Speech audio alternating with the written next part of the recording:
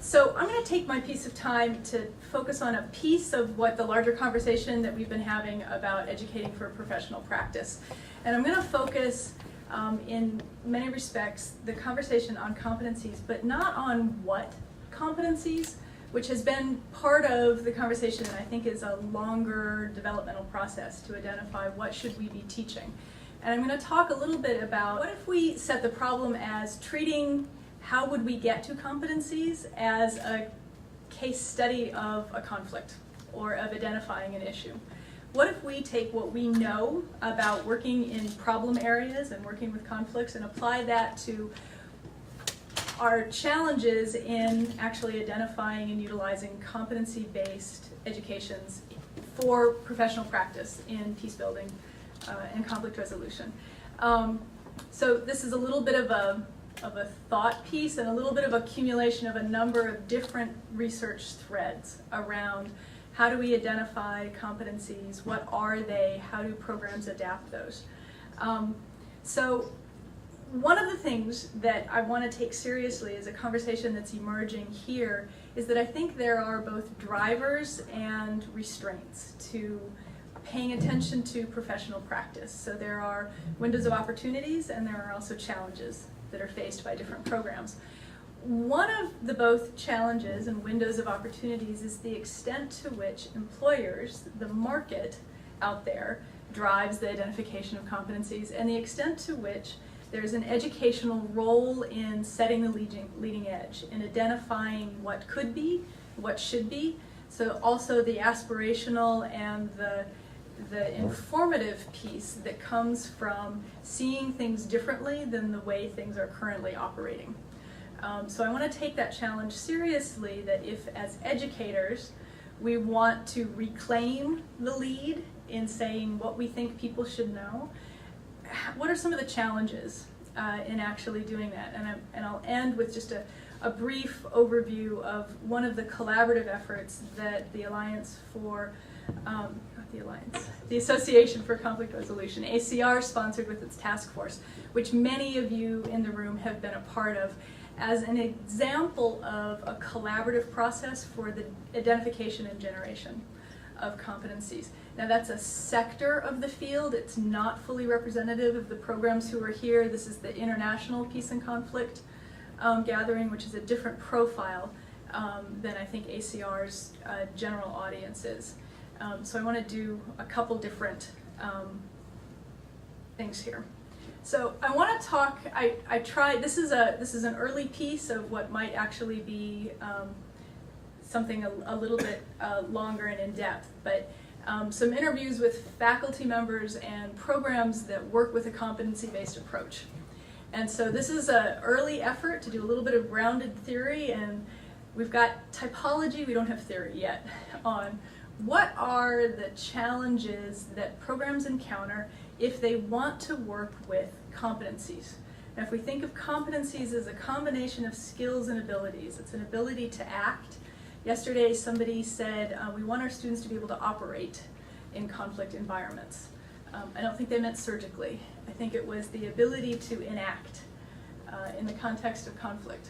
So if, as conflict analysts, we know that our diagnosis of the problem informs our treatment of the issue, what can we do to address the different challenges that are encountered in actually adopting a competency-based approach in education? Some of them are relatively easy. Some of them are significantly more challenging, especially as we get to the identity and ideological pieces. So the informational one, I think we see workshops and conferences where people don't know what competencies are. Faculty who are trained and are expert in different areas may not be experts in curriculum development and in curricular design kinds of issues. It's an unfamiliar way of thinking for many people. Part of that is the influence of an evaluation approach.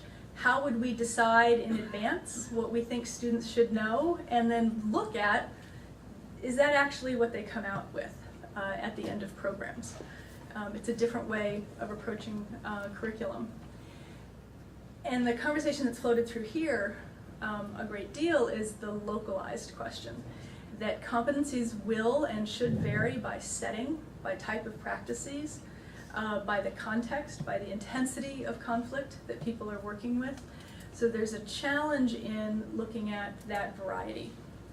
So some of those are informational, knowing where we're trying to get and what the resources the programs come with. But there are also institutional challenges. So to implement this in the context of programs comes up with some other kinds of issues. Time is an issue. We had a conversation at the back table that who, when, and where is the time to reflect and to do the work that needs to shift, if this is a shift in looking at how programs are framed. There's also a resource-based challenge. Programs are who they have working for them. They are the faculty who are available. They're the niche, whether it's niche geographic or where the different universities have grown to fill a particular need or slot within the field, or where they sit within the university. Despite what we would like to think, we are working with what we have. It's very difficult to reinvent a program out of whole cloth. A few programs have that opportunity early in their life, and it's difficult to replicate as you go down the line.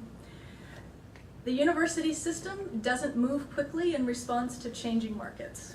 External events in peace and conflict often move much quicker than the 18-month time frame that I need to even submit something to my graduate council. There is a challenge if we want students to develop competence, the ability to act. Do we also have to develop sequencing? Is there a scaffolding within the curriculum? Which is a limit to student flexibility. Can they come in and walk any path through the curriculum, or are we actually helping them develop? So there's opposing forces there. Different disciplinary lenses for any of the departments that are interdisciplinary, and I suspect that it's most if not all of the programs. Competencies look different, defined in different disciplines. So are we talking about meaning-making based competencies? Are we talking about systems design?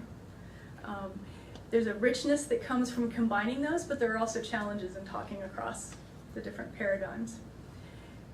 And I think an institutional one that's really important is who can do this within the field, within a program?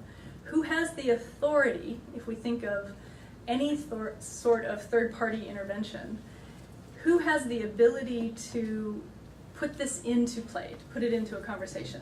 So one, we've seen different kinds of efforts. So Alliance for Peace has contributed to the conversation.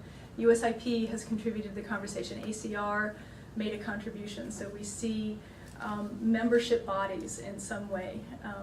But we're not an organized field in the way that there's a social work association. There aren't boards that people have to pass. So there's a question of who can do this, under what authority. Then there's identity challenge. We know that identity conflicts operate differently than interest-based conflicts. They're harder to negotiate. The conversation about competencies touches faculty and academic identities in some very challenging ways, which this has been for me the listening piece. To be able to pay attention to what are the identity-based challenges for how people see the academy and the role of education. It feels like saying what should be taught in the classroom, telling other people what to do. The fear that what I do or what I teach won't meet up with this reformatted version. So it's a relevance concern. Nobody likes being evaluated. I teach our evaluation class. I was just in a session where I found out the way my online course will be evaluated, and I was in full-on revolt for about 5 minutes before I caught myself and thought, oh, I'm having the reaction that other people have when I come in as an evaluator. The last one is a tricky one that very often, especially in the academy, when we're talking about that to teach, very often the requirement is a PhD, and sometimes also experience in the field, in the work worlds that we're talking about students entering into. Does faculty training match, or has it been thought through, how does that line up with what students will be doing, could be doing? And it's a tricky challenge to teach. It's one of the interesting areas where many faculty are not training people to do what they do. Training people to do something else. Now the last one of the tough areas is ideology, which I don't actually think of as a bad thing, so I is values, so that we can think of ideology as it's something that is. It informs us, it governs, it underlies many of our actions. There are some criticisms that I have about a competency-based approach in its least creative and most technical applications. Competencies often don't take into account the longer time frame it can take to see the acquisition of a new perspective, or students growing into insights and being able to appreciate what they see. It can result in a teaching to the test, a lowest common denominator. One would like to think that doesn't have to happen, but there is a possibility of, once you identify what people should know, everything orients towards that narrow lane. There's also a piece of, to what extent do we allow a constructivist focus in learning? Are we setting up a set curriculum that tells students what we think they need to know? Or are we also enabling students to construct their understanding and to make sense of what they're learning, as well as their private and professional lives, prior experiences? It can be a very linear approach, done uncreatively. And back to the question again of who drives the competencies. Where do they come from? Where is the creativity and the inspiration? We've talked a lot about the drivers for why now. Why do we need to be doing this? So this is the Lewin's analysis, restraining and constraining forces, restraining and pushing forces, driving forces. That there are reasons to be paying attention to this, and I think that that's what the conversation has been bubbling around. So one of the efforts, one of the paths to coming up with competencies to keep the educational spin and to sort of reclaim that lead, the identification of both what will help students succeed in the way things are, but also what is it aspirationally? What do we know about peace building that we also want people to be carrying out there, that reshapes and reframes how people are viewing and working with conflict? I can't say necessarily that the ACR task force achieved that aspirational goal, but it was a collaborative process across many, up to 25 at various points, academic programs participating in the examination and generation of competencies. It involved research, what already has been done. It involved grounded theory, what are programs doing now, and could we shape that into and identify baskets, ways of thinking about competencies. It involved some creative visioning, what isn't happening but could or should be happening, so also identification of gaps, as well as a lot of phone time. Long, thoughtful, collaborative meetings, and so I'm seeing a few heads nodding and remembering the long phone calls. I don't think there's an easy path to identifying the competencies. I think some of us, myself included, started with an assumption that we know what students need to know.